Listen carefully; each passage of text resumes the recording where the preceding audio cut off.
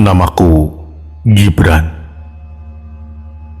Ini adalah pengalaman horor yang aku alami saat ngekos waktu masih kuliah dahulu.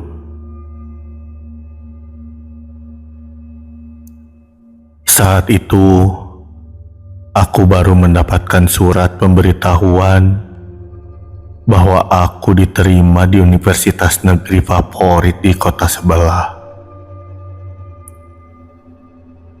Tentu saja, aku sangat senang dengan hasil jerih payahku belajar, hingga akhirnya lulus dan diterima. Ini adalah kampus yang aku inginkan semasa aku masih bersekolah menengah atas.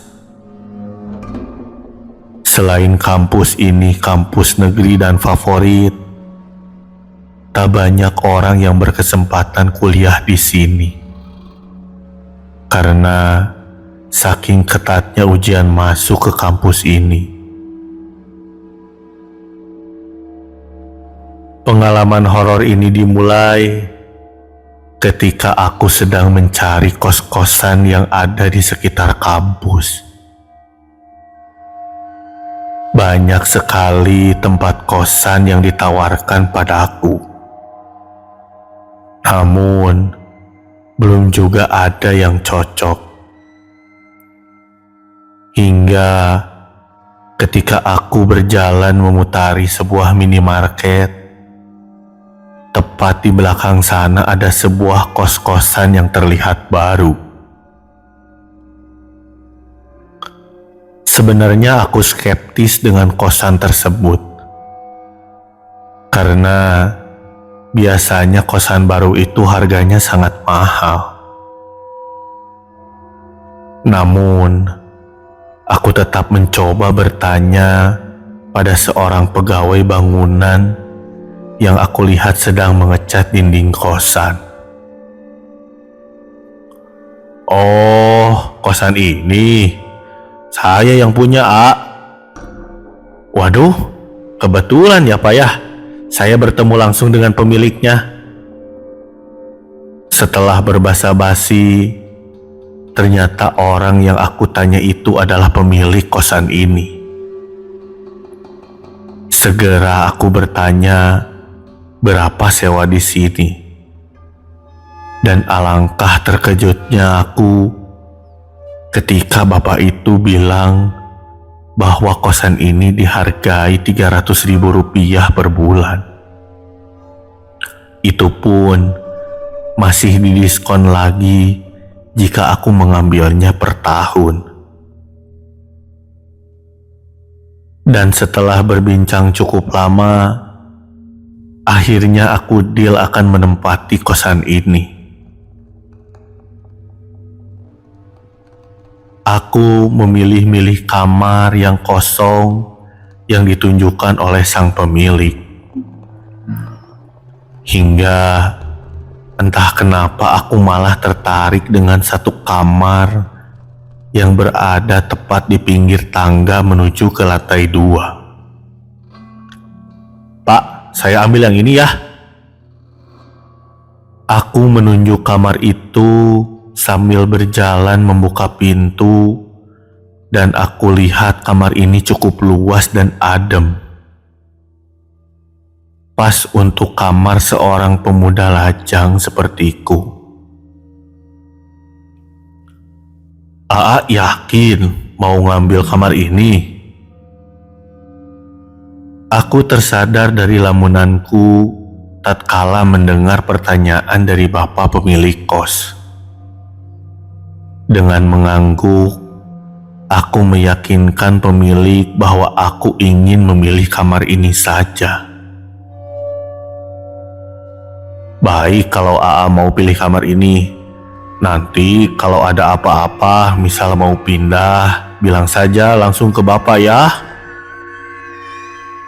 Aku hanya mengangguk mengiyakan perkataan si bapak kos.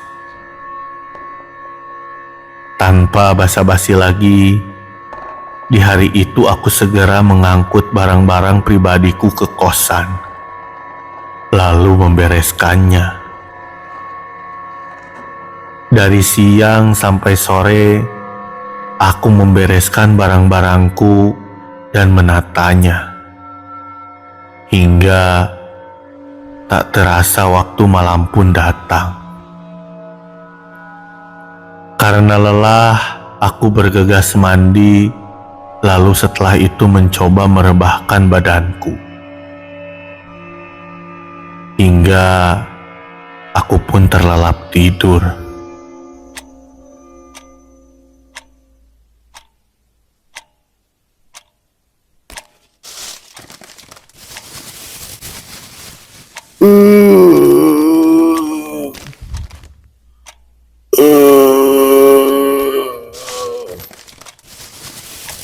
Aku terbangun karena mendengar suara-suara aneh di kamarku. Aku buka handphone dan kulihat sudah pukul 2 pagi.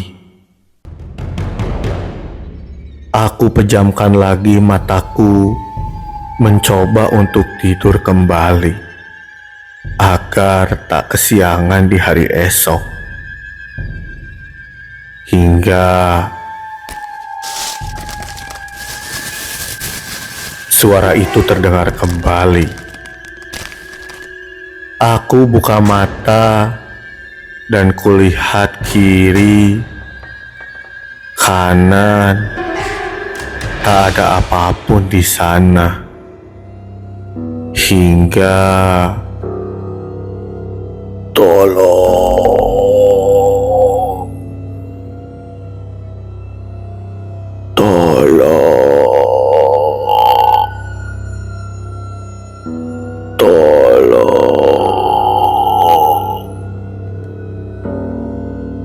aku mendengar suara orang meminta tolong dengan nafasnya yang tersengal serta suaranya yang seperti tercekik. Tolong, tolong, tolong. Aku arahkan pandanganku mencari sumber suara itu, namun masih tak kutemukan. Hingga saat aku menengok ke atas, alangkah terkejutnya aku ketika melihat sesosok pria sedang tergantung di atas sana sambil berteriak meminta tolong. Astagfirullah, astagfirullah. Saking terkejutnya, aku pun tak sadarkan diri lagi.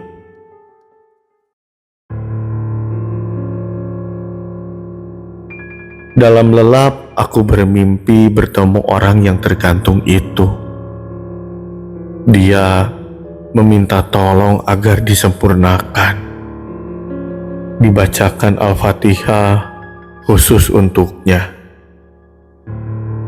Karena masih takut, akhirnya aku terbangun dan kulihat waktu sudah menunjukkan pukul 7 pagi.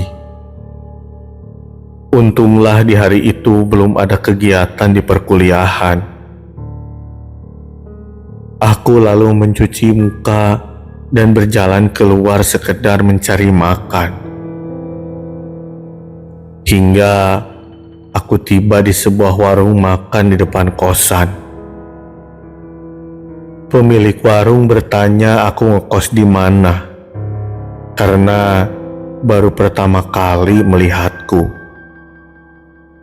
Aku lalu menjawab bahwa aku ngekos di kosan depan. Sontak, pemilik warung kaget dan terheran. Dia bilang, aku berani. Pemilik warung itu lalu melanjutkan bahwa sebulan yang lalu ada kejadian mahasiswa yang menggantung diri di sana, di kamar yang dekat dengan tangga. Beberapa penghuni kosan sering diganggu sehingga memutuskan untuk pindah. Karena terus-terusan penghuninya pindah, akhirnya sang pemilik merenovasi kosan ini sehingga terlihat seperti baru, serta mengundang orang pintar untuk membersihkan kosan ini dari gangguan makhluk halus. Mendengar cerita pemilik warung, aku jadi tersadar dengan mimpiku semalam. Setelah makan, aku bergegas kembali ke kamar, lalu melaksanakan sholat duha serta membacakan Al-Fatihah untuk dia. Dan alhamdulillahnya, setelah itu tak ada lagi gangguan yang kualami.